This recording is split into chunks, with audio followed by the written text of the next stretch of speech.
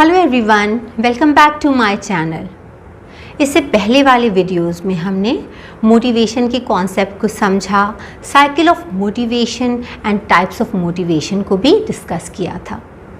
उन सभी वीडियोस की लिंक्स नीचे डिस्क्रिप्शन में दी हुई हैं। अब इस वीडियो में हम मैस्लोज हायरार्की ऑफ नीड्स या मैस्लो का आवश्यकता पदानुक्रम का सिद्धांत को डिस्कस करेंगे। ये मोटिवेशन की सबसे पॉपुलर थ्योरी है। ये साइकोलॉजी की थ्योरी है जो ये बताती है कि ह्यूमंस अपनी नीड्स को फुलफिल करने के लिए हाईली मोटिवेटेड होते हैं और ये नीड्स हायरार्किकल ऑर्डर में होती हैं। इसे सबसे पहले 1943 में एब्राहम मैस्लो ने अपने paper a theory of human motivation में इंट्रोड्यूस किया था और फिर इसे रिफाइन करके उन्होंने दोबारा 1954 में अपनी बुक मोटिवेशन एंड पर्सनालिटी में पब्लिश किया था। As a humanist Abraham Maslow का मानना था कि लोगों की ये इनबॉर्न डिज़ायर होती है कि उन्हें आत्मानुभूति हो या वो सेल्फ एक्चुअलाइज कर सके और वो बन सके जो वो बनना चाहते हैं या वो कर पाएँ जो वो करना चाहते हैं। पर इस अल्टीमेट गोल को अचीव कर पाने के लिए उन्हें पहले बहुत सारी बेसिक नीड्स को फुलफ़िल करना होता है, जो हैं need for food, water, air, shelter, safety, love and belongingness, self esteem etcetera. उनका मानना था कि ये नीड्स बहुत मेजर रोल प्ले करती हैं एक पर्सन के बिहेवियर को मोटिवेट करने के लिए। यानी मैस्लो के हिसाब से मोटिवेशन इन्हीं नीड्स से ट्रिगर होता है या ओरिजिनेट होता है। यही हमने अपने पिछले वीडियो में साइकिल ऑफ मोटिवेशन वाले वीडियो में डिस्कस करते टाइम देखा था कि मोटिवेशन का प्रोसेस किसी नीड से स्टार्ट होता है। कोई ना कोई नीड होती है जो हमें मोटिवेट करती है कि हम गोल डायरेक्टेड बिहेवियर में काम करें और अपने गोल को अचीव करके अपनी नीड को सेटिस्फाई करें। अब किसी पर्सन की डिज़ायर्स एंड वांट्स का तो कोई एंड ही नहीं है, इसलिए ये एक मुश्किल काम है कि हम नंबरिंग करें कि कितनी नीड्स होती हैं। लेकिन कुछ ऐसी नीड्स होती हैं जो कि एक इंडिविजुअल के सर्वाइवल के लिए या ज़िंदा रहने के लिए बहुत ज़रूरी होती हैं। उनकी proper physical and mental health अच्छी बनाए रखने के लिए, उनकी सोशल लाइफ अच्छी रहे, उनका पर्सनालिटी डेवलपमेंट अच्छे से हो, इस सब के लिए बहुत ज़रूरी होती हैं। इन एसेंशियल नीड्स को इंडिविजुअल्स की बेसिक नीड्स कहा जाता है या मूल आवश्यकताएं कहा जाता है। तो मैस्लो ने इन्हीं बेसिक नीड्स को एक हायरार्किकल या पदानुक्रमित स्ट्रक्चर दिया। हायरार्की का मतलब होता है लोगों का या चीज़ों का उनके इम्पोर्टेंस के लेवल के हिसाब से अरेंज्ड होना। तो मैस्लो ने 5 स्टेजेस ऑफ ह्यूमन नीड्स की बात की है जो हमारे बिहेवियर को मोटिवेट करती हैं। ये स्टेजेस हैं physiological, safety, love and belongingness, esteem and self actualisation needs. Maslow ने बताया कि इन सभी 5 टाइप की नीड्स में से कौन सी नीड्स सुपीरियर हैं दूसरी से। मीन्स इन सभी नीड्स में से हमारी प्रायोरिटी में कौन सी नीड्स आती हैं। यानी नीड्स तो बहुत सारी हैं, पर हम कौन सी नीड्स को सबसे पहले सेटिस्फाई करना चाहते हैं। तो उन्होंने बताया कि हायरार्की ऑफ नीड्स में सबसे पहले वो नीड्स आती हैं जो कि हमारे सर्वाइवल के लिए और हमारी स्पीशीज़ के सर्वाइवल के लिए ज़रूरी होती हैं, जैसे कि water, food, shelter, sleep etcetera. यही बेस एंड स्टार्टिंग पॉइंट है हायरार्किकल मॉडल का। सबसे पहले इंसान इन नीड्स को सेटिस्फाई करने की कोशिश करता है। अगर वो भूखा है, प्यासा है, तो उसका दिल कहीं भी नहीं लगेगा। वो पहले कुछ खाने का इंतज़ाम करेगा, तभी किसी दूसरी चीज़ के बारे में सोच पाएगा। या किसी आदमी के पास अगर थोड़े से पैसे हैं तो वो पहले ये देखेगा कि उसके खाने पीने का इंतज़ाम है कि नहीं, तब वो किसी और चीज़ के बारे में सोच पाएगा।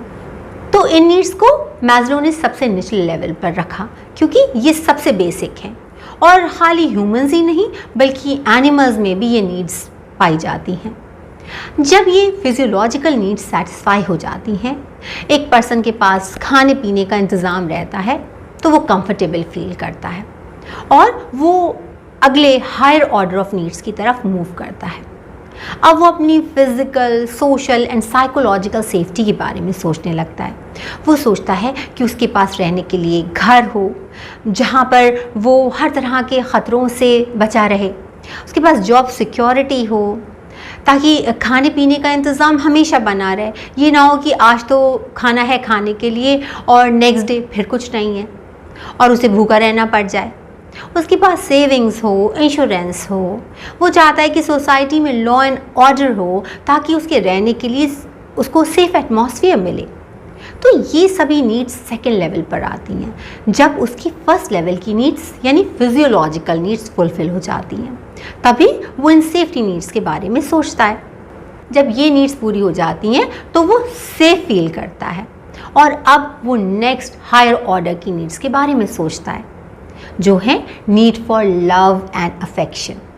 वो चाहता है कि कोई ऐसा हो जो उसे प्यार करे। वो लोगों से जुड़े रहना चाहता है।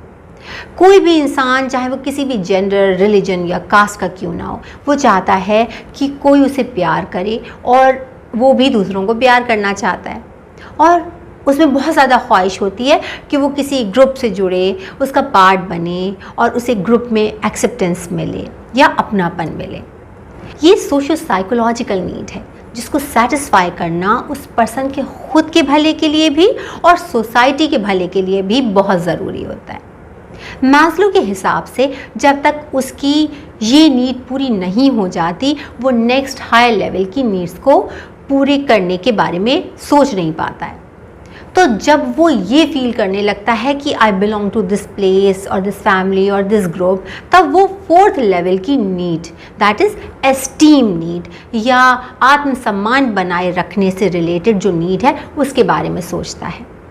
एस्टीम नीड्स दो तरह की होती हैं, सेल्फ एस्टीम और दूसरों से रिस्पेक्ट पाने की डिज़ायर, जिसमें स्टेटस और प्रेस्टीज शामिल हैं।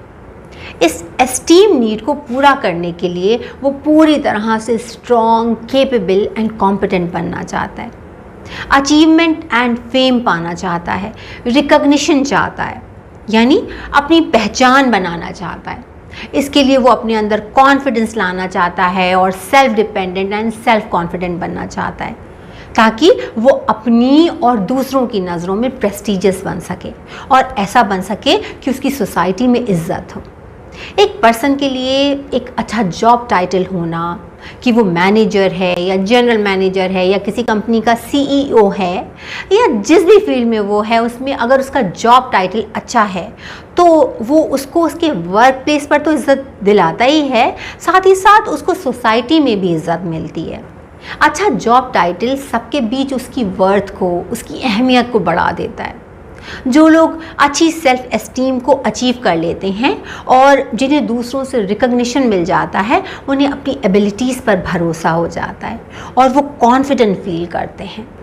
इस लेवल पर जो पर्सन होगा वो इन फैक्टर्स पर काम करने के लिए मोटिवेटेड होगा और उसके एक्शंस उसकी सेल्फ एस्टीम से इन्फ्लुएंस्ड होंगे। यानी वो पर्सन मोटिवेटेड होगा ऐसे काम करने के लिए जिससे कि उसकी सेल्फ एस्टीम बढ़े और साथ ही साथ उसे दूसरों से रिस्पेक्ट भी मिले।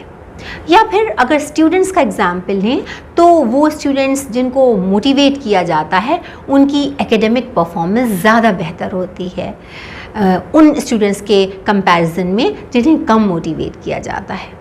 अगर किसी स्टूडेंट का एक्सीलेंट एकेडमिक रिजल्ट होगा तो उसे स्कूल और सोसाइटी दोनों ही जगह रिकॉग्निशन मिलेगा, जिससे कि उसका कॉन्फिडेंस, उसकी रिस्पेक्ट और एस्टीम इंक्रीज होगी और उसे ये फील होगा कि नाउ पीपल नो मी। जिनकी सेल्फ एस्टीम में कमी होती है और जिन्हें दूसरों से रिस्पेक्ट नहीं मिलती है, उन्हें इन्फीरियरिटी कॉम्प्लेक्स होने लगता है।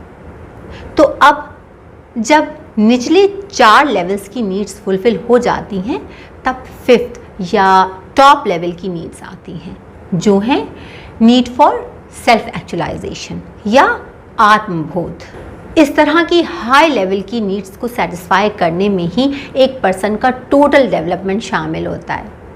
सेल्फ एक्चुअलाइजेशन से मतलब है कि एक पर्सन अपने टैलेंट्स को, कैपेसिटीज़ या योग्यताओं को और अपनी पोटेंशियलिटीज़ को पूरा यूज़ कर सके उसे मौका मिले कि उसमें जो भी टैलेंट है या उसमें जो भी कर पाने की कैपेबिलिटी और पोटेंशियल है उसको पूरा करने का उसे पूरा मौका मिले, ताकि वो अपनी इंडिविजुअलिटी का, अपनी वैयक्तिकता का एप्रोप्रिएट डेवलपमेंट कर सके और अपनी स्पेशल पर्सनालिटी की छाप दूसरों पर छोड़ सके। अगर वो ये कर लेता है तो समझें कि उसने सेल्फ एक्चुअलाइज कर लिया। तो जितने बड़े बड़े musicians, choreographers, dancers, painters, poets, scientist, mathematicians वगैरह हैं, उन्होंने अपने टैलेंट को यूज़ करके कुछ नया बनाया और दुनिया में नाम कमाया। तो इसका मतलब है कि उन्होंने इस टॉप लेवल की नीड को सेटिस्फाई किया और सेल्फ एक्चुअलाइजेशन अचीव किया। यानी इन नीड्स के थ्रू एक इंसान अपने अंदर जो भी है उसे एक्सप्रेस कर पाता है और अपने इंटरनल सेल्फ को एक्सटर्नल सेल्फ बना पाता है। जब ये नीड सेटिस्फाई हो जाती है तो एक पर्सन के अपने लिए जो भी एम्स एंड ऑब्जेक्टिव्स हैं वो अचीव हो जाते हैं और वो फील करता है कि नाउ आई एम मी। तो इसे अच्छे से समझने के लिए और याद रखने के लिए हम इसे ऐसे कह सकते हैं कि जब फर्स्ट लेवल की फिजियोलॉजिकल नीड्स पूरी हो जाती हैं तो person feels that I am comfortable, और वो फिर सेकेंड लेवल की नीड्स को फुलफिल कर लेता है तो he feels I am safe. फिर जब वो थर्ड लेवल की नीड्स को अचीव कर लेता है तो ही फील्स आई बिलोंग। फिर इस लेवल की नीड को अचीव करने के बाद में he feels I am known. और अगर वो फिफ्थ लेवल की भी नीड को फुलफिल कर लेता है, सेटिस्फाई कर लेता है, तो he feels now I am me. यानी अब वो बन गया है जो वो बनना चाहता है। इस हायरार्किकल स्ट्रक्चर ऑफ नीड्स के थ्रू मैस्लो ने जोर दिया कि जैसे जैसे एक इंसान ग्रो करता है और एक ह्यूमन बीइंग के रूप में डेवलप होता है, वो अपनी नीड्स को उसी ऑर्डर में सेटिस्फाई करते हुए आगे बढ़ता जाता है जिस ऑर्डर में ये स्ट्रक्चर में दी हुई हैं, और अपनी लाइफ की किसी भी स्टेज पर एक इंडिविजुअल इसी ऑर्डर में अपनी नीड्स को सेटिस्फाई करता है। फॉर एग्ज़ाम्पल, एक आदमी अगर बहुत भूखा है और उसके पास कुछ भी खाने को नहीं है तो उससे ये नहीं एक्सपेक्ट कर सकते हैं कि वो किसी पर अपना प्यार बरसाएगा या फिर स्टेटस बनाने की सोचेगा, क्योंकि जैसा कि कहा जाता है कि ये सब तो भरे पेट की बातें हैं। तो लोअर नीड्स का सेटिस्फैक्शन हायर नीड के सेटिस्फैक्शन के लिए एक रास्ता बनाता है। ग्रोथ एंड डेवलपमेंट का साइकिल तब तक कंप्लीट नहीं होता जब तक कि टॉप ऑर्डर नीड्स यानी सेल्फ एक्चुअलाइजेशन नीड्स सेटिस्फाई ना हो जाए। इस हायरार्किकल स्ट्रक्चर में जो नीचे वाली 4 नीड्स हैं वो डेफिशिएंसी नीड्स या डी नीड्स कहलाती हैं, और जो टॉप लेवल की नीड है सेल्फ एक्चुअलाइजेशन या आत्मानुभूति या आत्मसिद्धि वाली, वो ग्रोथ नीड या बीइंग नीड्स हैं। इसे बी नीड्स भी कहते हैं। इन दोनों नीड्स में क्या डिफरेंस है? एक्चुअली ये जो नीचे की 4 नीड्स हैं, डेफिशिएंसी नीड्स, इनके साथ ऐसा होता है कि जब ये पूरी हो जाती हैं तो इंसान सेटिस्फाई हो जाता है और उसका मोटिवेशन ख़त्म हो जाता है। अगर हमें भूख लगी है और हमने खाना खा लिया तो दोबारा खाना खाने के लिए हम मोटिवेटेड तो नहीं रहेंगे ना। पर ये जो बीइंग नीड्स हैं, अगर ये इंसान के अंदर हैं तो वो एज एन इंडिविजुअल ग्रो करना चाहता है, अपने हाईएस्ट पोटेंशियल तक पहुंचना चाहता है। जैसे जब हम लोग मोबाइल गेम्स खेलते हैं तो एक लेवल पर सक्सेस पाने के बाद हम और हायर डिफ़िकल्टी लेवल का गेम खेलते हैं और उस पर सक्सेस मिलने के बाद हम और भी हायर डिफ़िकल्टी लेवल का गेम खेलते हैं। तो उसी तरह से हम इस लेवल पर अगर कुछ अचीव करते हैं तो फिर हम और उससे भी ज़्यादा बेहतर करना चाहते हैं और ये जानना चाहते हैं कि हु एम आई, मैं कौन हूँ और किस लिए बना हूँ। ये जानने के लिए लोग क्या क्या नहीं कर बैठते हैं। 2% लोग भी इस हाईएस्ट लेवल को अचीव नहीं कर पाते हैं। तो हम कह सकते हैं कि Abraham Lincoln, Albert Einstein and Mahatma Gandhi उन रेयर लोगों में से हैं जिन्होंने सेल्फ एक्चुअलाइजेशन को अचीव किया है। ये मैस्लोज हायरार्की ऑफ नीड्स ज़्यादातर सभी लोगों पर फिट बैठती है, लेकिन कुछ एक्सेप्शनल केसेस भी होते हैं जो लोअर ऑर्डर की नीड्स पर ज़्यादा ध्यान न देते हुए हायर ऑर्डर की नीड्स को सेटिस्फाई करने के लिए एफर्ट्स करते रहते हैं। बहुत सारे ऐसे सेंट्स हैं, नेशनल हीरोज़ हैं, मार्टियर्स हैं, इन्वेंटर्स एंड डिस्कवरर्स हैं, पोइट्स, राइटर्स एंड कंपोजर्स हैं। अगर आप उनकी बायोग्राफी पढ़ें तो आपको पता चलेगा कि एक पर्सन लोअर ऑर्डर की नीड्स के फुलफिलमेंट की ज़्यादा फिक्र किए बिना भी टॉप पर पहुंच सकता है। अब आपको यहाँ पर ये बता देना भी ज़रूरी है कि 1970 में मैस्लो ने अपने इस मॉडल को अपग्रेड किया था, जिसमें उन्होंने कॉग्निटिव एंड एस्थेटिक नीड्स को इंक्लूड किया। और फिर अपनी डेथ से जस्ट पहले उन्होंने एक और डायमेंशन इसमें ऐड की थी, जो है सेल्फ ट्रांसेंडेंस। इस नीड को उन्होंने सेल्फ एक्चुअलाइजेशन के भी ऊपर रखा। इनके बारे में हम फिर कभी बात करेंगे। तो आज के लिए बस इतना ही। आई होप कि आपको ये टॉपिक अच्छे से समझ आ गया होगा। अगर आपको ये वीडियो पसंद आया हो तो please hit the like button. इस वीडियो को अपने फ्रेंड्स के साथ में शेयर भी करिए, और अगर हमारा चैनल अभी तक सब्सक्राइब नहीं किया है तो प्लीज़ उसे सब्सक्राइब भी ज़रूर करिएगा। और हाँ, बेल आइकॉन को ज़रूर प्रेस करिएगा ताकि आपको हमारे आने वाले वीडियोज़ के नोटिफिकेशंस मिलते रहें। अब नेक्स्ट वीडियो में मिलेंगे किसी नए टॉपिक के साथ में। तब तक के लिए good bye and thanks for watching.